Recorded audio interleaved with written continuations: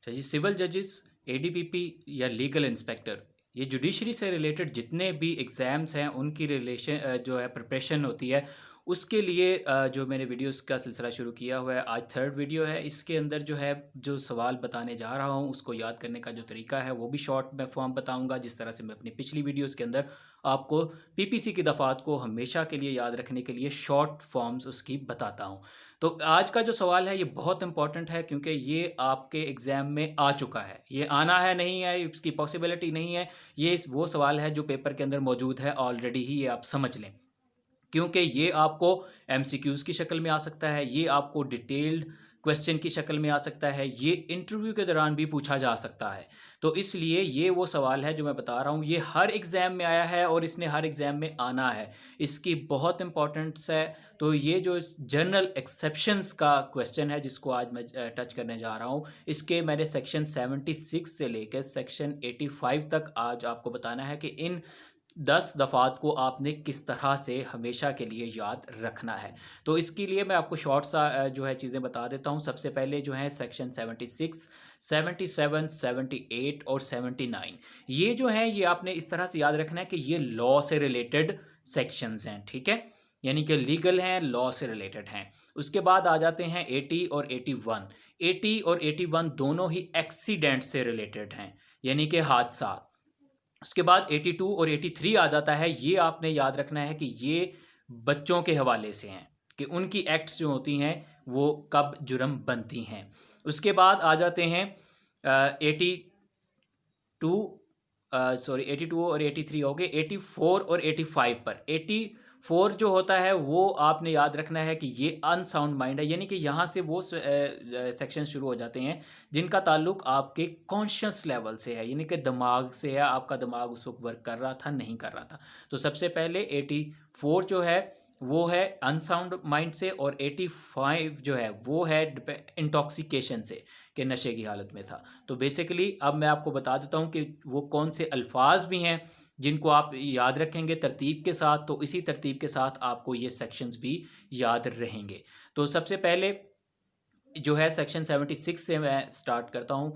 तो इसके लिए आपने लफ्ज़ याद रखना है, वो है बाउंड बाय लॉ, यानी एक बंदा अफ़सर, आप या यूँ याद रख लें कि जनाब एक बंदा है जो कानूनी तौर पर कोई भी मुलाज़िम है, उसकी ज़िम्मेदारी है कि उसने वो काम करना है। दूसरी बात, यानी कि एक तो कानूनी अफ़सर याद कर लें, दूसरा जज, कि कोई जज जो होता है उसकी एक्ट। उसके बाद तीसरा आपने फ़ैसला लफ्ज़ याद रखना है, कि फ़ैसला जो होता है उसकी ऊपर अमल दरामद करने वाली एक्ट। उसके बाद आपने याद रखना है किसे कहते हैं, एक ज़िम्मेदारी है जो आप समझते हैं कि मैं जो है मेरी कानूनी ज़िम्मेदारी थी कि मैंने ये काम करना है, ठीक है?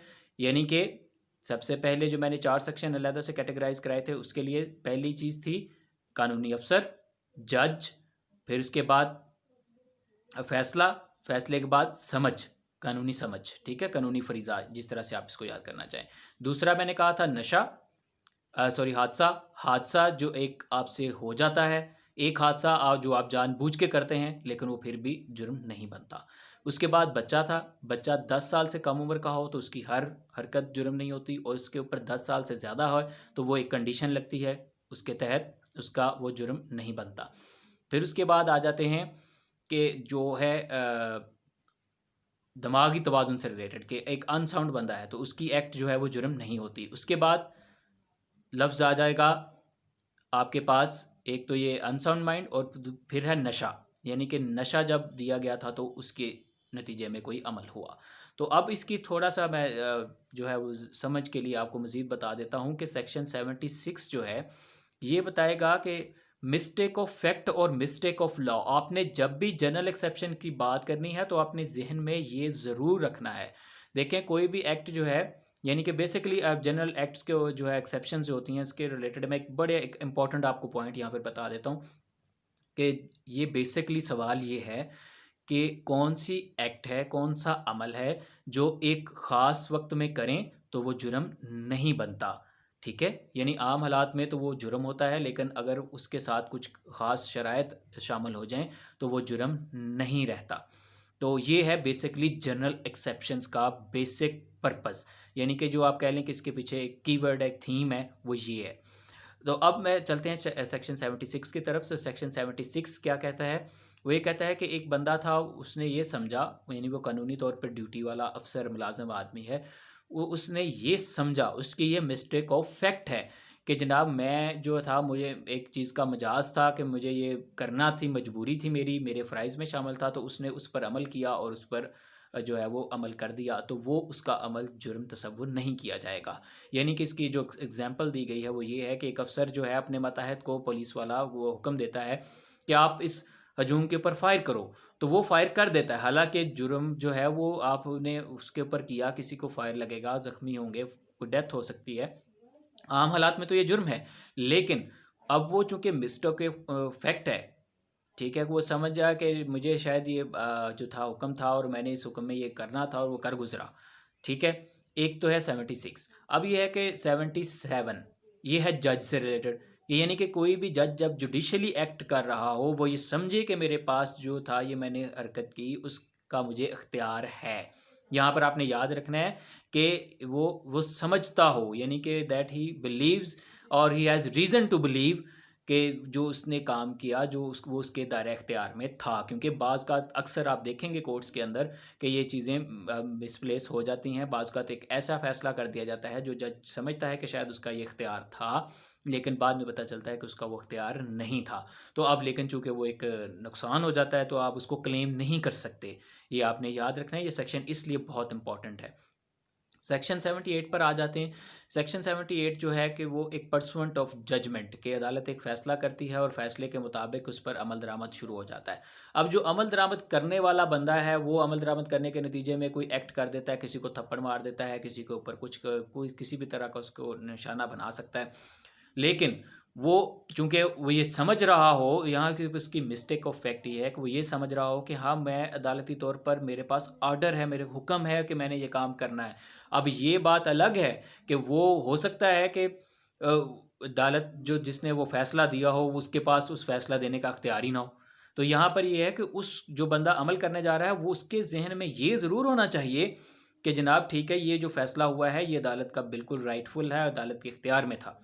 ठीक है? अगर वही बंदा, अगर वो ये समझता हो कि जनाब अदालत का इख्तियार नहीं है और उसके बावजूद वो अमल करता है, तो फिर ये उसकी एक्ट जुर्म बन जाएगी। ठीक है? इसलिए आपने ये इस चीज़ को, छोटे से फ़र्क को लाज़मी याद रखना है।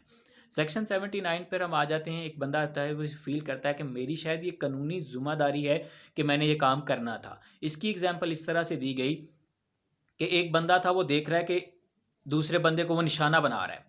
यानी कि उसको, वो हो सकता है फायर मार रहा हो सकता है वो उसको लाठी से निशाना बना रहा हो सकता है उसको वो वैसे ही मार-पीट कर रहा हो।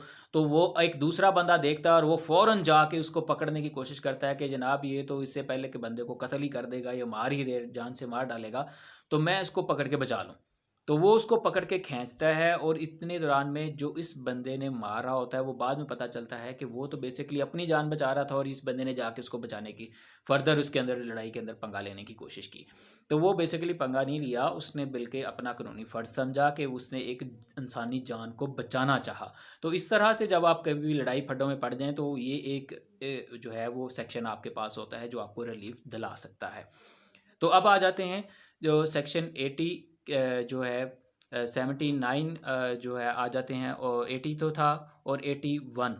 80 और 81 जो था, ये हादसे से जो है वो रिलेट करता है। मैंने आपको बताया था कि हादसा। अब देखें जो 80 है, वो ये कहता है कि ऐसा हादसा जो आपके इख्तियार में नहीं था, ठीक है?